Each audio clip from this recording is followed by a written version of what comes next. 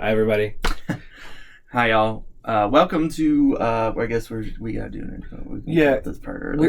We can do that. But this is What Would They Wield? It's a series that when we discuss people in history or fictional characters who don't normally wield a melee weapon, meaning a weapon you use with your hands and not one that you shoot. And we discuss based upon who they are, what they represent in society, their personalities and their physical abilities. After we analyze all that, we discuss what each of us, in our professional opinion, think that they would wield, and we put forth an argument. This is super nerd like philosophy-isms. It's going to be great. Hope you enjoy the ride. And today we have. Today we're doing our first superhero, so yes. This will be interesting because they have unique abilities. So yeah, we're dealing with a non-human and non-cripple. Yeah, so we're doing cripple, Spiderman. Yeah, Spiderman, the old our friendly neighborhood Peter Parker, the old superhero. This will be very interesting. It will.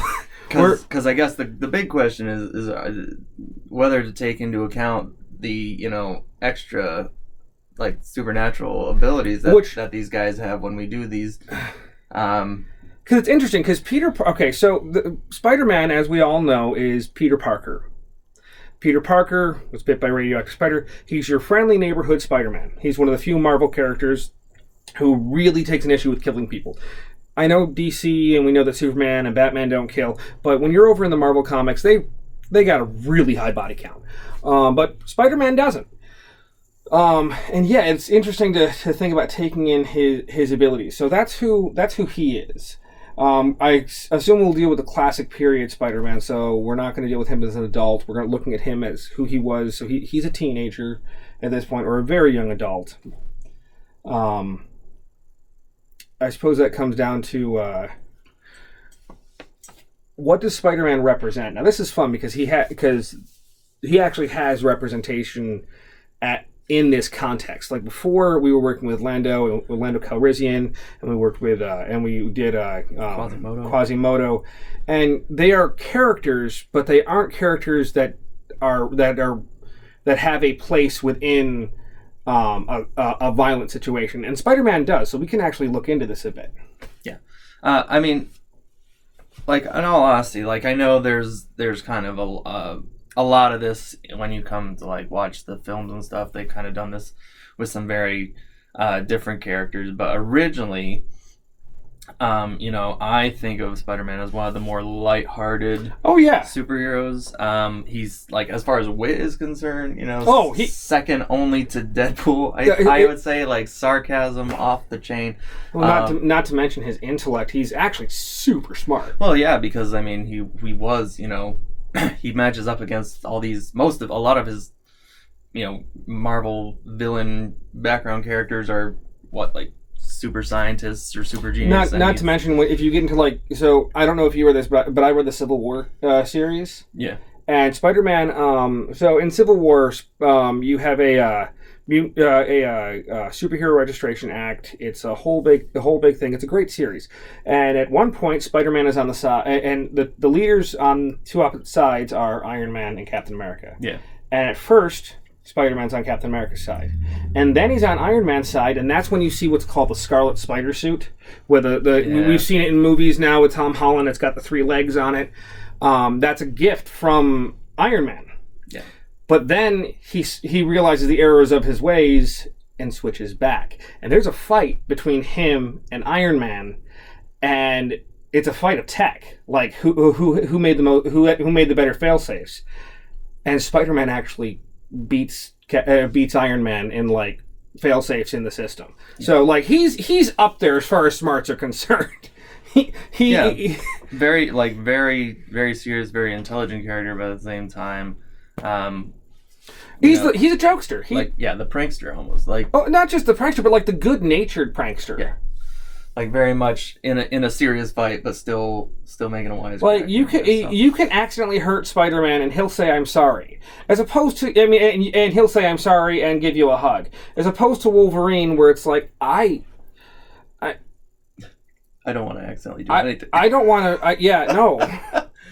Yeah. So yeah, a very great. As far as I guess rolling into our next question, like I would go for like a representation though, like concept wise. I think he represents hope or innocence. He's like the Flash of Marvel. Like he's just genuine good. I think he's like personally, I do think he's idealism in concept. Like yeah, he is like there's Captain America, who is truth, justice, and then like Spider-Man. Like Spider-Man kind of I feel represents the same thing, just not as I agree. Not as war hardened. I mean, if we look at the famous quote of "with great power comes great responsibility," which was not said by Uncle Ben in the comics, by the way. That's said by the narrator, so it's technically a quote from Stan Lee.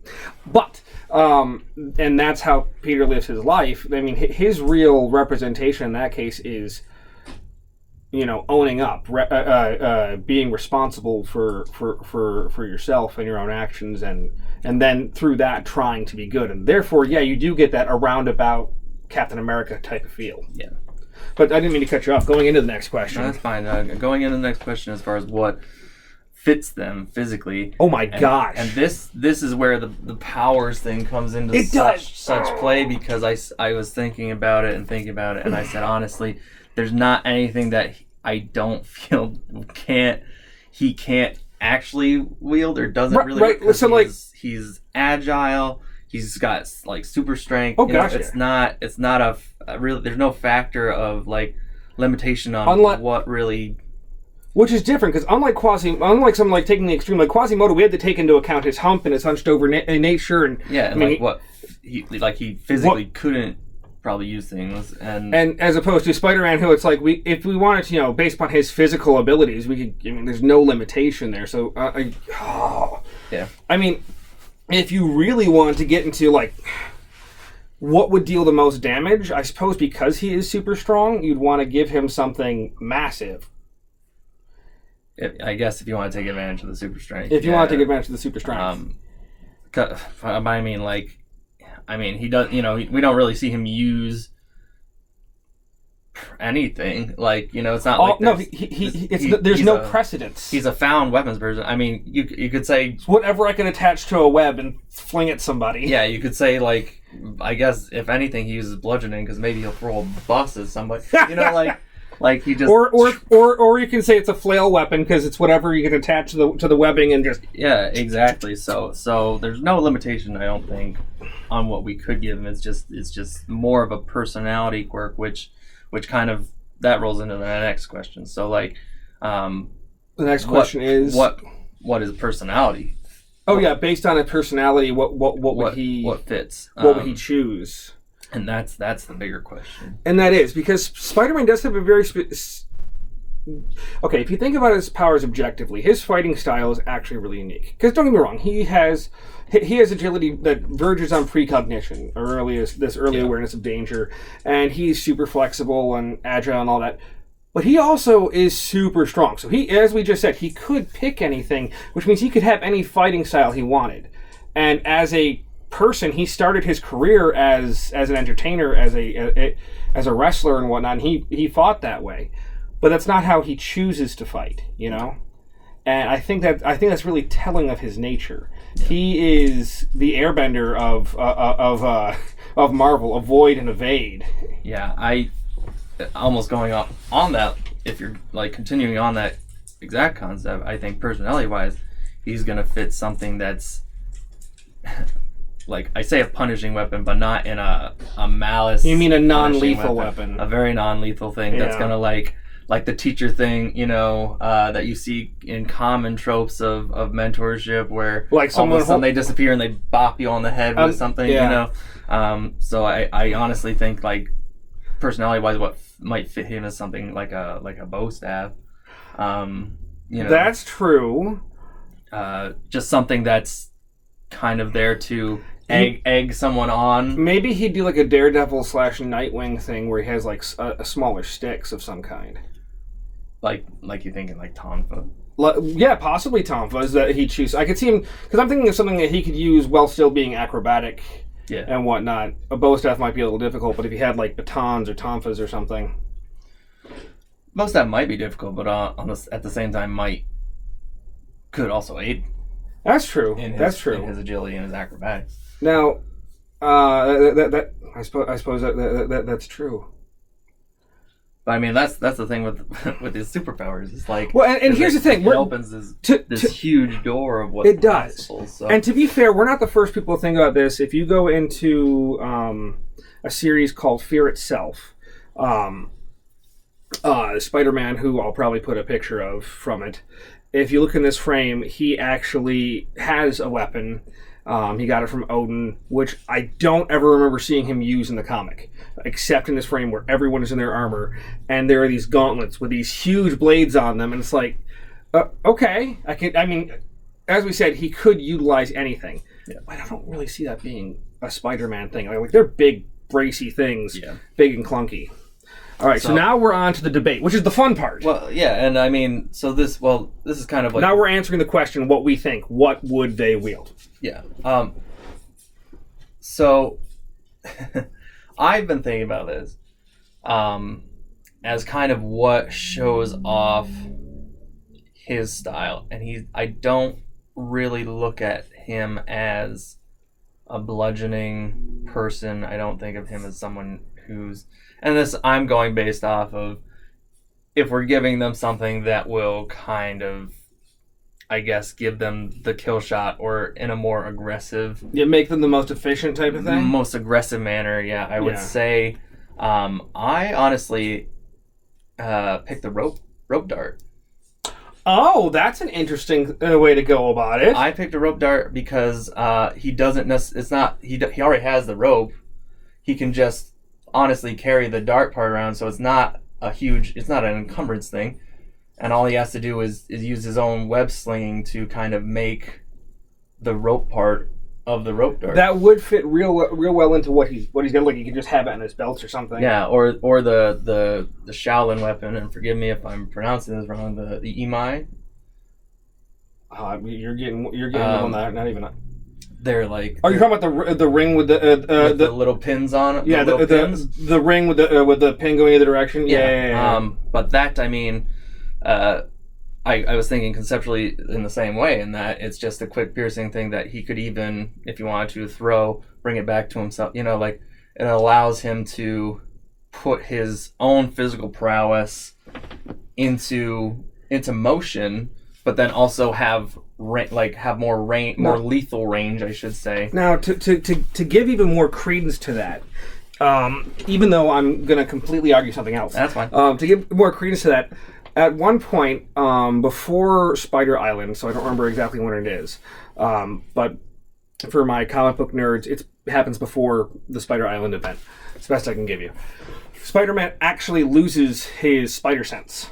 And as so doing... to compensate for it, goes and trains with Lee Chen or with Danny Rand, I can't remember which, and they make a martial art for him. And so he actually trains under, like, Shaolin-style monks and whatnot. So that actually goes pretty well in line to I had no idea about that. Right. So like, I mean, to add to that, to support that idea... Even the writers and therefore Spider-Man himself was like, yeah, I should fight like a Shaolin monk. So there you go, and rope dart is also where that comes from. And I mean, like the concept of, because a lot of what I know, or the little that I know, when martial arts, like it's a lot. That style is more, circles, or at least wushu is. Okay, so yes. So I get what you're getting at. So that's hard to define when it comes to martial arts because, like, if we get into our earliest records of martial art in that area is from the Shaolin monks. Yeah. So everything is sort of an offshoot. But I think what you're getting at is that it's very much so what we call So when we get into martial arts, there are there are four factors that really you can categorize martial arts into. Yeah. First is soft power, hard power, and so it's a soft-powered martial art. Yeah. Meaning it's a lot of it's a lot of flow and not so much that hard stuff, and it's more parries and less blocks, which is very much so what I would see going on with Spider-Man. And the other is on the line of combat versus breaking the line of combat. Mm-hmm. So to fight on the line means I step to you, you step back. To break the line of combat means you step to me, I step slightly to the side. Yeah. And most soft power break the line, most hard power stay on the line. But that's what you're looking at, is a soft power martial art that breaks the line of combat. It's very much, like using the most of his agility and his acrobatic form is to not, wushu is not acrobatic. Be right on. So it's just, I thought about these things. I thought these weapons would be very. That's a really well thought out idea. So now hear why you're wrong. No, not wrong. But at least hear my side of it. Yeah. Absolutely. Okay. Maybe I cheated. I don't think I did. But with a weapon that doesn't technically exist, but I think it would work well for him. Okay. Now, if we're going to go with a really dark Spider-Man who's just going to be super efficient and kill something and be willing to kill, which, granted, isn't normally his bag, but there is a secret version of him that has a gun in his wrist. So, and Noir Spider-Man carries a gun. So, we're going to say this is unheard of. It's not unprecedented. Out there in the ether. I would have a glove, right? Okay. With a spike on either coming off of either knuckle. And when it comes to him doing everything he does, because Spider-Man punches, he punches and kicks, like, in really acrobatic ways. And so adding to the way that he just flips around and gets that punch from that weird angle, you're going to have that 2-inch spike. Well, that's not 2 inches. You're going to have like 3-inch spike going into somebody. Yeah. You know what I mean? So you're almost giving him like X2 kind of claws. Almost, but instead they're like studs on a knuckle, or perhaps it's a bar that goes across his palm and it's a stud on either side coming out, where it just ends up. If that makes any sense? No, I get what you're saying, and I know based off your description, like I was like, okay, yes, I know what you're talking, what weapon you're talking about. The closest you have is a thing is an old Indian weapon that has a blade that comes up the middle, but. It's just too. I'm just thinking the common, usually very cartoon or animated. You mean tiger claw? Yeah, no. Yeah, looking thing. This would just be two, not even blades, just cylindrical spikes that come one this way, one this way. Yeah. So it's almost like little rabbit ears. Yeah. So if you were making like an actual comparison, like almost like a much longer version of a punching dagger is like but it'd be on the but instead of being in the middle, it'd be on the outsides. Around the outsides. One spike there, and tunk tunk. I think he would be absolutely brutal. I think that would make him incredibly efficient. Yeah. But going over to more of what Spider-Man is, because I don't think he's gonna kill people. Yeah. Let's if we dial that back, I'd make it a taser. So same concept, but now it's just little spikes like that big, not deep enough to kill somebody, but like but sticking them both in you. Yeah. Well, and that's and Miles Morales does something like that. That's exactly what one of his powers is he has electric generation. So he just cool. That's kind of like it's that I haven't read much of Miles. So yeah. So similar to that, but like just a little spikes that come off and just and tase him at the same time. Yeah, that's what that's where I would go with it. He'd have just like little braced knuckle spikes coming off, just because if you ever watch Spider-Man hit something, holy crap! We couldn't make that movie and let the children see it. We'll put it that way. And quite honestly, a lot of his enemies have some kind of hardware on them usually. So a taser concept also kind of. Yeah, not the worst defense. No, it's not. But I'm saying if we go with the other one with the big spike, we can't let the children see that one. No. Because let's be fair here. Spider-Man, above everybody else, pulls his punches. Like he's not being mean to anybody ever. like I'll hit you as hard as I need to hit you. And I'll hit you right here because I know I can hit you there and knock you across the room and you'll still live. Yeah. As opposed to hitting you in the side of the head with the same amount of force and blowing out the side of your head. Yeah. But Absolutely. no, yeah, I mean, I found it really cool that you went with a Shaolin monk type of thing because he actually goes that route at one point. And I think it's really cool to hear because I had no idea about that. Yeah. So to hear that it matched up with that off of something I was just thinking, that would kind of work because I was thinking more defense too. See, and I was thinking something on the offense where he could still use his hands to climb and all that, so it'd be something attached. But yeah, I was about to say this was a little shorter than normal. No, but we're good. We did way too much agreeing, but I think we had some fun thoughts. Tell us what you think. And if you're friends of ours, please like and share, and please say random things in the comments because it actually does help the algorithm a lot. And also, if this is your first time joining us, please go back and watch the other videos where we talked about Quasimodo and Lando Calrissian. And he makes up entirely new backstories for them to make his ideas fit. Yeah. It's great. Oh, yeah, it's great. Absolutely. He has, entirely new... Yeah. Yep. Yeah, I make up fantasies about things. Fantasies about fantasies! It is what it is. It is what it is. All right. Thanks, guys. Thanks so much. Take care. We'll see you.